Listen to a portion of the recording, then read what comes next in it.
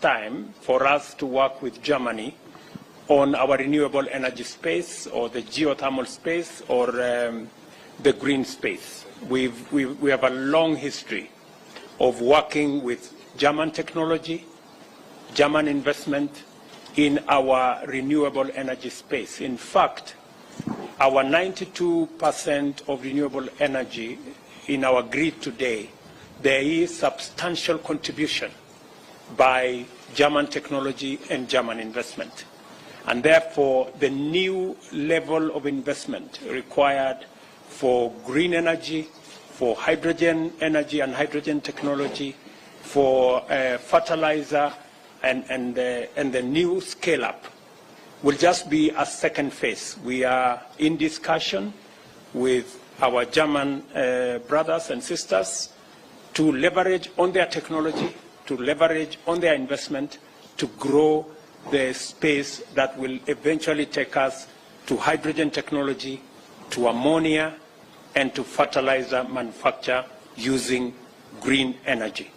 And one more thing, when you say that what would German politicians do, is again the whole conversation about climate financing and green growth. We have huge resources of green energy potential, hydro, wind, energy, geothermal in the African continent and in Kenya.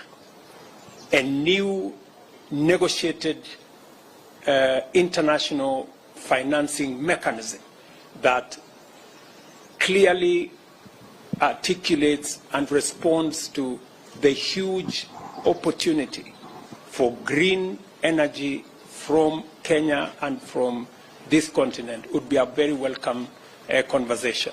And therefore, aside from having a conversation about adaptation, mitigation, loss and damage, it is our considered view that politicians should now move the conversation to the space of climate financing and climate investment, because we believe that there exists greater opportunity in that space than even in the other spaces. And that is why we are asking as a continent, and we are consolidating our position, and it is the reason I have called for the Africa Climate Summit in September, so that we can package our assets and the opportunities that exist for financing and for investment. We are going to have a big conversation, and we hope that German politicians can support in the whole space of carbon trading, carbon financing that will inform financing going into the future. Thank you. I just would like to underline that this is really true. We have to work together, and there is a good business environment here for investing into technologies that are important for fighting against climate change. My personal perspective is that a lot of the technological advantages we developed the last years and decades could be used all over the globe. And we should really understand that our biggest aim must be that there is a growth of wealth in many countries of the world, that they are looking for having a similar standard of living as we have it in Europe or in the north of America, for instance. But doing so, it means that we give the chance that this is happening not with using fossil resources, but with using the possibilities coming from renewable energies, for instance, and new technologies.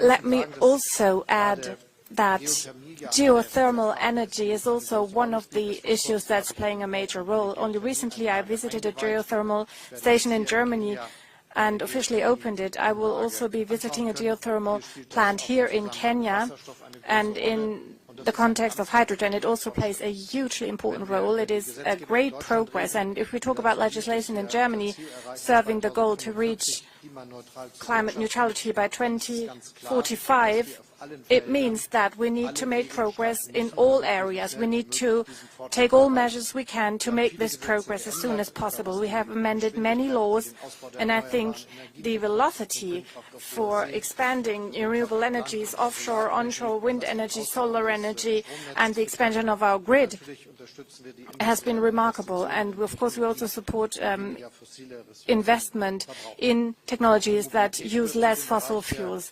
Mobility is also one of the sectors that are important, and heating as well. The federal government has started a bill, a law, and after a lot of discussions, many questions regarding this reform have been answered, and I think that we have been quite successful in answering the questions that were still open. The former Social Democratic leader said no bill that enters the Bundestag will exit the Bundestag unchanged. This is part of democratic processes with all legislation, but I think that the purpose of the law will not be called into question, and that is what I also hear from the three parties of my government.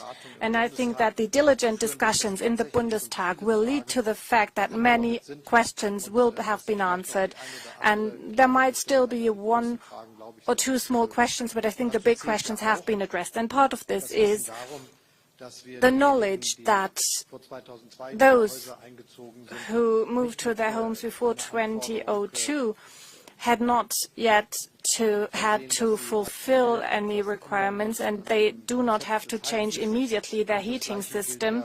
The same is true for many other exceptions we have made. So as far as we can see, many of the questions that are raised in the public space have been answered already, but of course Parliament can also still improve legislation, but this will not call into question the basic idea behind the legislative project. This is my opinion, and this is what I hear from the members of Parliament as well. So I'm very confident regarding this question. And there is also a substantial project of subsidies and support systems to make sure that everybody can make their own contribution to stop man-made climate change. Regarding the question you have also raised, whether the Minister of Economics has said anything about this, and he said some wrong decisions need to be corrected. This has happened, and I think all the other issues will be dealt with according to the rules that we have. Thank you, Your Excellencies. That now marks the end of the joint press briefing. Ladies and gentlemen, thank you very much. We'll request that you remain seated as His Excellency and the Chancellor retreat. Will guide you on how to go from here. Thank you very much. His Excellency and the Chancellor will now retreat and proceed for lunch. Kindly remain seated as they retreat, and we'll guide you on how to go from here.